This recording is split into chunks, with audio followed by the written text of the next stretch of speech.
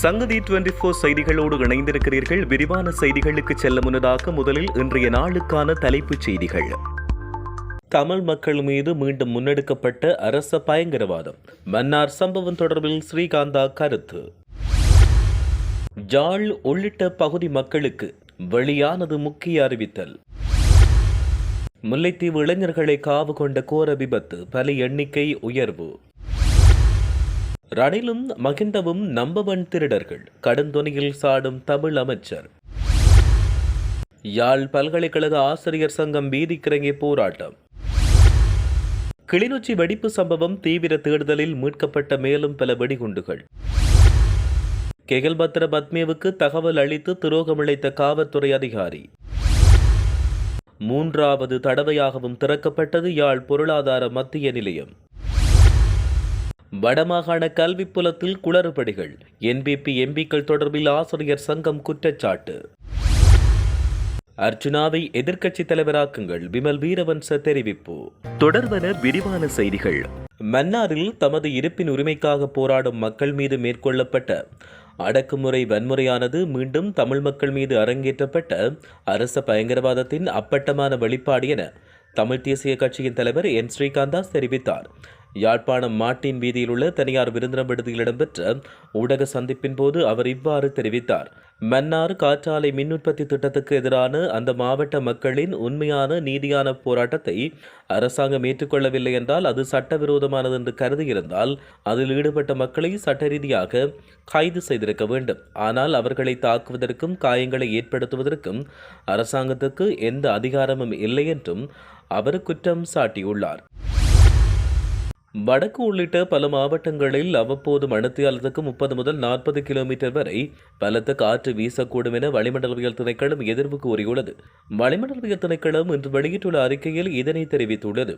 நாட்டைச் சூழவுள்ள கடற்பரப்புகளில் காற்றானது தென்மேற்கு திசையிலிருந்து வீசக்கூடிய சாத்தியம் காணப்படுவதுடன் காற்றின் வேகமானது மணித்தியாலத்துக்கு 30 தொடக்கம் 40 கிலோமீட்டர் வரை காணப்படும் என அந்த திணைக்களம் குறிப்பிட்டுள்ளது. மத்திய மலைநாட்டின் மேற்கு சரிவு பகுதிகளிலும் வடக்கு வடமத்திய வடமேல் மற்றும் மத்திய மாகாணங்களிலும் திருகோணமலை மற்றும் ஹமாதோட்டை மாவட்டங்களிலும் அவ்வப்போது மணித்தியாலத்துக்கு 30 முதல் 40 கிலோமீட்டர் வேகத்தில் பலத்த காற்று வீசக்கூடும் என்று எதிர்பார்க்கப்பட்டுள்ளது. அனுராதபுரத்தில் அண்மையில் இடம்பெற்ற வாகன விபத்தில் காயமடைந்து சிகிச்சை பெற்று வந்த இளைஞர் ஒருவர் உயிரிழந்தார். முல்லைத்தீவு புதுக்குடியிருப்பிலிருந்து குருடாகல் நோக்கி சென்ற 4 குறித்த விபத்தில் உயிரிழந்துள்ள நிலையில் மற்றொரு இளைஞனும் உயிரிழந்தார். கடந்த 25ஆம் தேதி புதுக்குடியிருப்பில் இருந்து கொழும்புக்கு சென்ற வேன் ஒன்று மீண்டும் புதுக்குடியிருப்பு நோக்கி திரும்பிக் கொண்டிருந்த போது அனுராதபுரம் தலாவ மீரிக்கம பகுதியில் வைத்து முல்லைத்தீவில் இருந்து குருடாகல் நோக்கி சென்ற லொரி ஒன்றுடன் மோதி விபத்துக்குள்ளானது. இந்த விபத்தில் முல்லைத்தீவு புதுக்குடியிருப்பு செம்மலை பகுதியைச் சேர்ந்த புதுக்குடியிருப்பு தனியார் ஆடை தொழிற்சாலையின் ஊழியர்கள் 4 பேர் உயிரிழந்தனர். இந்த விபத்தில் காயமுற்று சிகிச்சை பெற்று வந்த புதுக்குடியிருப்பைச் சேர்ந்த மற்றொரு இளைஞன் நேற்று உயிரிழந்தார். புதுக்குடியிருப்பு மல்லிகைத்தீவைச் சேர்ந்த 21 வயதான நடராசா விஷ்ணு என்ற இளைஞன் அனுராதபுரம் மருத்துவமனையில் சிகிச்சை பெற்று வந்த நிலையில் அவர் சிகிச்சை பலனின்றி உயிரிழந்தார். இந்த நிலையில் குறித்த விபத்தில் முல்லைத்தீவு மாவட்டத்தைச் சேர்ந்த 5 இளைஞர்கள் உயிரிழந்துள்ளமை குறிப்பிடத்தக்கது. ரணிலும் மகிந்தவும் நம்பவன் திருடர்கள் என கடற்தொழில் நீரியல் மற்றும் கடல் வளங்கள் அமைச்சர் ராமலிங்கம் சந்திரசேகர் குற்றம் சுமத்தியுள்ளார். யாழ்ப்பாணம் விசேட பொருளாதார மத்திய நிலையத்தின் மீள் ஆரம்பிப்பு நிகழ்வு மட்டுவிலில் இன்று காலை கடற்றொழில் நீரியல் மற்றும் கடல் வளங்கள் அமைச்சர் ராமலிங்கம் சந்திரசேகர் தலைமையில் இடம்பெற்றது. இந்நிகழ்வில் உரையாற்றிய பொழுதே அமைச்சர் இவ்வாறு குறிப்பிட்டார். பொருளாதார ரீதியில் இலங்கை வேகமாக முன்னேறி வருகிறது என்று தரவுகள் கூறுகின்றன. அதேபோல லஞ்ச ஊழல் ஒழிக்கப்பட்டு வருகிறது. இனவாதம் மற்றும் மதவாதம் என்பவற்றுக்கு முடிவு கட்டப்பட்டு வருகிறது.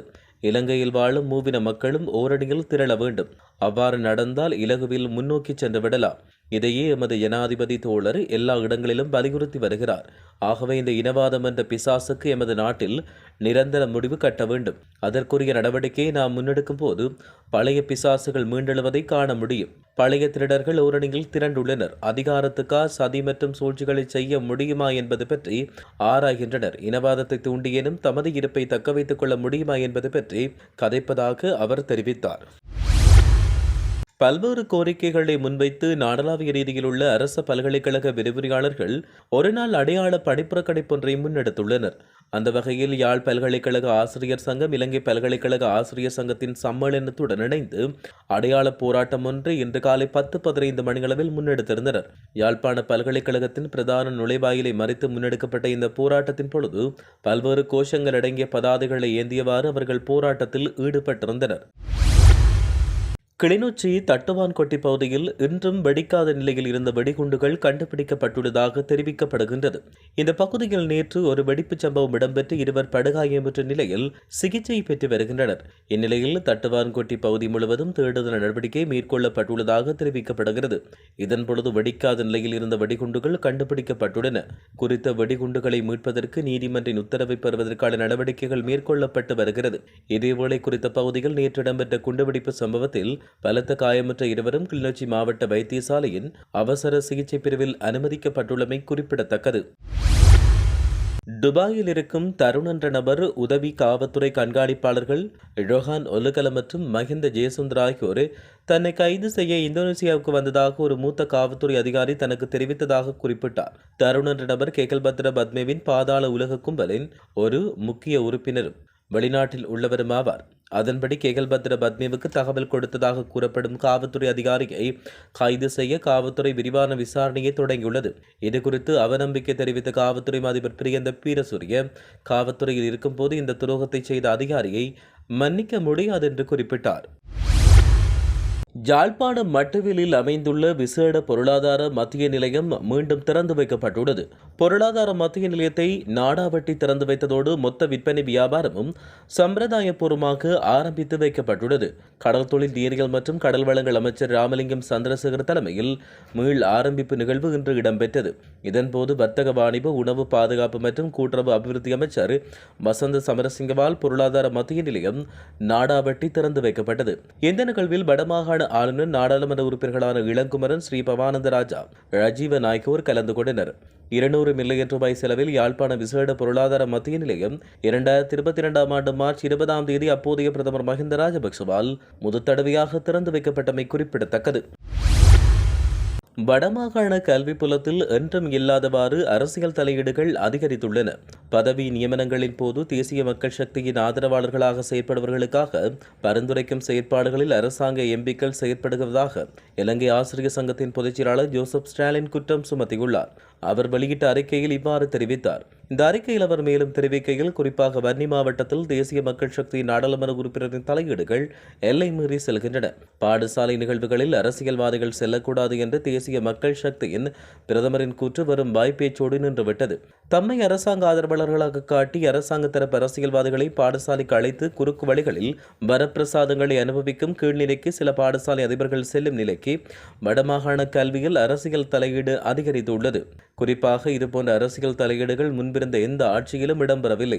வடமாகாணத்தில் நடைபெறும் இடமாற்றங்களில் இடமாற்ற சபை மேன்முறையீட்டு சபையின் தீர்மானங்களை மீறி அரசாங்க சார்பு தொழிற்சங்கமாக காட்டி அதிகாரிகளை அச்சுறுத்தி ஒரு தலைப்பட்சமான முடிவுகளை திணிக்க முயல்வதாக தெரிவிக்கப்பட்டுள்ளது.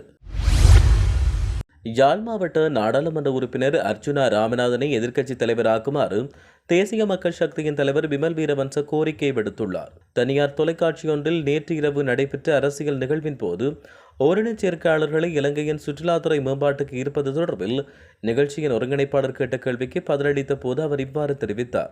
நாட்டின் பொது பிரச்சனையை பேசுபவர் எந்த இனத்தைச் சேர்ந்தவராக இருக்கிறார் என்று பார்க்க வேண்டிய அவசியம் கிடையாது. எனவே நாடாளுமன்ற உறுப்பினர் அர்ச்சுனா ராமநாதன் எல்லாவித பொது பிரச்சனையை பேசுவதால் அவரை எதிர்க்கட்சி தலைவர் ஆக்குங்கள் என்றும் அவர் இதன்போது மேலும் சுட்டிக்காட்டியிருந்தார். தற்பொழுது நாட்டின் எதிர்க்கட்சி தலைவராக சஜித் பிரேமதாச உள்ளார் என்பதும் குறிப்பிடத்தக்கது. இத்துடன் செய்திகள் யாவும் நிறைவு பெறுகின்றன. மேலதிக செய்திகளுக்காக சங்கதி 24.com உடன் இணைந்திருங்கள். வணக்கம்.